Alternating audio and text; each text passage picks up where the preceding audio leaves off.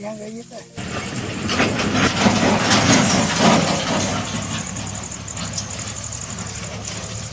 बाळानो बघा ही कशी फुलं लागल्या, तोडून घेतो.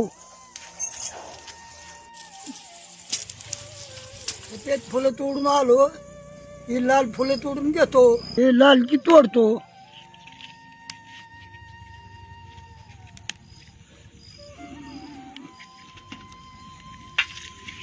झाड फार लहान आहे, तर ह्याला भरपूर फुलं येणार आहे. बाळानो ही फुलं कशाची ते नक्की कमेंटमध्ये सांगा. ही दोन वेगवेगळे प्रकार आहेत.